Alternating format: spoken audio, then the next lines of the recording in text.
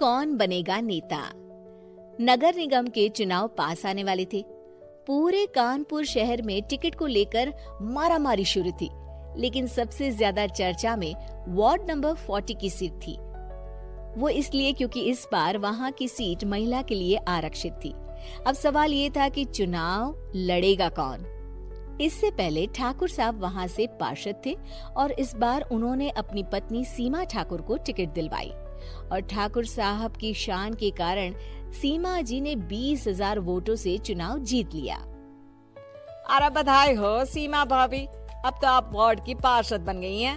अब तो हमारे काम आप ही करवाएंगी। अरे ये तो सिर्फ नाम की पार्षद बनी है, वो तो महिला सीट आ गई, वरना पार्षद तो मुझे ही बनना था।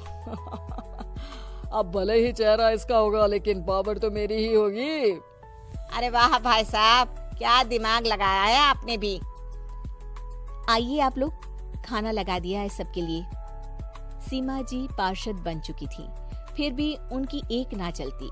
सारे काम ठाकुर साहब खुद ही संभाल लेते और जहाँ जरूरत पड़ती वहाँ सीमा जी का अंगूठा लगवा लेते। सीमा जी ज्यादा पढ़ी लिखी भी नहीं थी। एक दिन ठाकुर साहब और सीमा एक प्रोग्राम में जाते हैं। अरे ठाकुर साहब, आप आ गए। ओहो, पार्षद मैडम भी आ गई हैं। स्वागत है आप दोनों का। लगता है हमारे पार्षद फंड का सही इस्तेमाल हो रहा है। चलिए अब उद्घाटन करते हैं। ये लीजिए ठाकुर साहब कैची, आप ही सबसे पहले प्रवेश कीजिए। सब लोग आगे निकल जाते हैं और सीमा जी पार्षद होने के बावजूद भी पीछे खड़ी रह जाती हैं।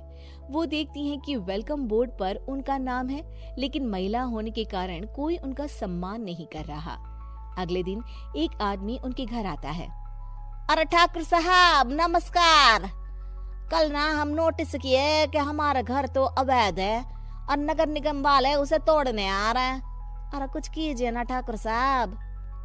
देखो भाई, मैं तो ज्यादा कुछ कर नहीं सकता, पर अगर तुम सबकी जेब गर्म कर दो तो कुछ हो सकता है। कुल मिलाकर 4 लाख लगेंगे। अरे 4 लाख ठाकुर साहब? अरे भाई, मैं अपने लिए नहीं मांग रहा हूँ। दरोगा है, इंजीनियर बाबू है, बड़े साहब है, सबको देना पड़ता है ना थोड़ा थोड़ा। बोलो है मंजूर? तभी वहाँ अचानक सीमा जी आ जाती हैं। अरे ये आप क्या कर रहे हैं? पहले इन्हीं लोगों से तो आपने वोट मांगे, अब इनसे ही पैसे ले रहे हो। अरे चुप रहो तुम, तुम्हारा काम है सिर्फ अंगूठा लगाना, तुम वही किया करो। मुझे दूसरे काम तुम मत सिखाओ, समझी? और तुम ना जाओ, अब पैसे लेकर आओ, वरना जेसीबी किसी भी वक्त आती होगी। सब कुछ ऐसे ही चलते रहता है। एक दिन सीमा जी और ठाकुर साहब को एक लोकल मीटिंग में बुलाया जाता है। वहाँ पर कई और अधिकारी लोग भी मौजूद रहते हैं। अब मैं चाहूंगा कि ठाकुर साहब हमारे बीच 2 शब्द कहें। मेरे प्यारे भाइयों और बहनों, आज मेरा सौभाग्य है कि मैं आप सबकी सेवा दिन रात कर पा रहा हूँ। आपने मेरी पत्नी को भारी मतों से जिताया है, इसलिए मैं आप सभी का शुक्रगुजार हूँ। मैं आप सबसे वादा करता हूँ कि हमेशा की तरह हमारे वार्ड में किसी को कोई तकलीफ नहीं आने दूंगा। सभी लोग तालियां बजाने लगते हैं। अब मैं माननीय पार्षद मैडम को स्टेज पे बुलाना चाहूंगा। अपने नाम को बुलाया सुनकर सीमा जी एकदम चौंक जाती है। उन्हें बिल्कुल उम्मीद नहीं थी कि इतनी बड़ी जगह उन्हें मंच पर बुलाया जाएगा। जैसे तैसे वो मंच पर चढ़ती हैं।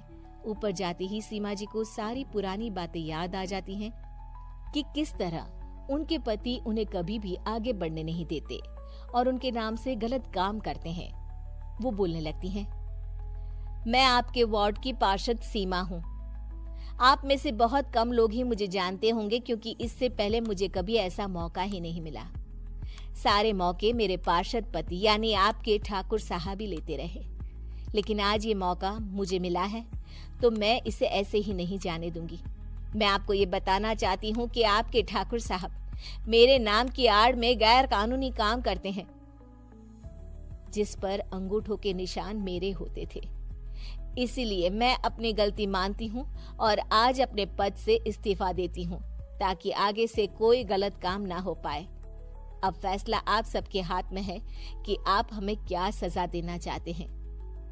सीमा जी की बातें सुनकर ठाकुर साहब के चेहरे का रंग उड़ जाता है और वो शर्म से मुंह नीचा करके वहां से चले जाते हैं और पद से इस्तीफा देकर ही सही सीमा जी अपने आप में आत्मविश्वास महसूस करती हैं।